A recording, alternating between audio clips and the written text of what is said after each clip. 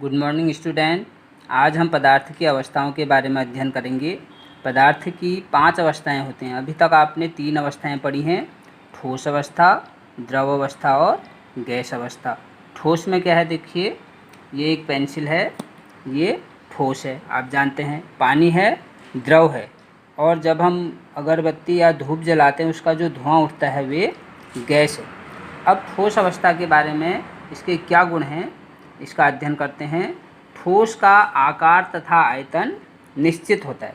आकार तथा आयतन निश्चित होता है, इसका आप ऐसे समझेंगे कि ये एक कटोरी है, ये ठोस है, और इसमें ये एक क्या है, मैच बॉक्स है। तो इसको अगर मैं इसके अंदर रख दूं तो इसका आकार बिल्कुल वैसा ही है, कोई भी आकार में परिवर्तन नहीं हुआ है। और इसका आयतन, लंबाई, चौड़ाई और ऊंचाई में इसने जितना स्थान घेरता है, ये जितना बाहर घेरेगा उतना ही इसमें भी घेरेगा। तो इसका आकार और आयतन में कोई भी परिवर्तन नहीं होता है। दूसरा एक प्लेट है, प्लेट में मैंने शार्पनर रखा है, तो ये इसमें रखने पर इसके आकार में और इसके आयतन में कोई भी परिवर्तन नहीं होता है। तो ठोस का आकार और आयतन निश्चित होता है, चाहे तुम उसको किसी में भी रखो, कहीं पर भी रखो, उसका आकार और आयतन कभी भी बदलेगा नहीं। जितना आकार है, जैसा आकार है और जितना आयतन है उतना ही रहेगा। तो निश्चित का मतलब यह है कि वे बदलता नहीं है। दूसरा है, ठोस के अणु बहुत पास पास होते हैं। बहुत पास पास होते हैं को हम कोई भी हमारे पास पदार्थ है, चाहे ठोस है, द्रव है, गैस है, उसको हम अणुओं के अनुसार दर्शाते हैं। उसकी बनावट अणुओं के अनुसार दिखाई जाती है। माना ये लोहा है, कोई लोहे का टुकड़ा है, तो इसको हम कैसे दिखेंगे, ये इसका 1 अणु, 2 अणु, 3 अणु, 4 अणु, वैसे ही सारे अणु को हमने पास पास क्लोज करके रख दिया है। तो उसके बाद भी उनके बीच में खाली स्थान बच जाता है। तो ये खाली स्थान ठोस में सबसे कम होता है, कम ठोस स्थान होता है इसमें। तो ठोस के कण जो है बहुत पास पास होते हैं और उनके मध्य रिक्त स्थान भी बहुत कम होता है।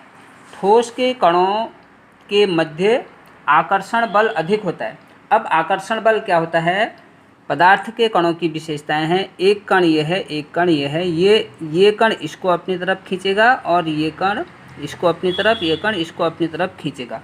तो कभी भी ये कण ऐसे दूर दूर नहीं होंगे, बल्कि ये कण अगर इसको अपने ओर खींचेगा तो ये थोड़ा इधर आ जाएगा, इधर आ गया, और ये कण इसको अपनी ओर खींचेगा, ये थोड़ा उधर चले गया। तो दोनों के आगे एकदम पैक हो गए, क्लोजली पैक्ड हो गए, तो एकदम नज़दीक आ गए। अब ये दूर कब जाएंगे, इसने भी इसमें बल लगा रखा है, इसने भी इसमें बल लगा रखा है। हमने इनको दूर करना है तो हमको इतना बल लगाना पड़ेगा, इसका बल और इसका बल हम जोड़ेंगे, जोड़ के जितना आएगा उससे भी जब अधिक बल लगाएंगे तो ये चीज़ क्या हो जाएगी, टूट जाएगी। जैसे ये एक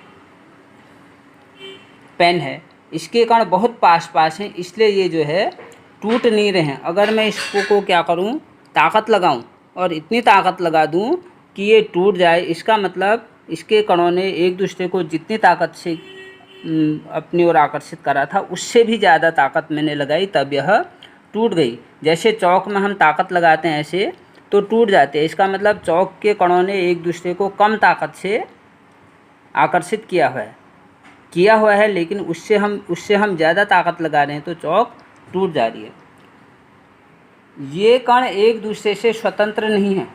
इसका मतलब ये है, जैसे एक कण ये है, एक कण ये है, ऐसा नहीं है कि इस कण की मर्जी जहाँ आए हुए वहाँ को चले जाए, नहीं। ये क्योंकि इस कण ने भी अपनी ओर आकर्षित कर रखा है, इस कण ने भी अपनी ओर आकर्षित कर रखा है। अगर हम ये बीच वाले कण को देखें, इस कण को देखें, तो इसको कितने कणों के संपर्क में है, इसके 4 कणों के संपर्क में। तो 4 कणों ने इसको क्या कर रखा है, अपनी तरफ खींच रखा है, और इसने भी 4 कणों को अपनी तरफ खींच रखा है। तो ये स्वतंत्र नहीं है, ये यहाँ से कहीं भी नहीं जा सकता है।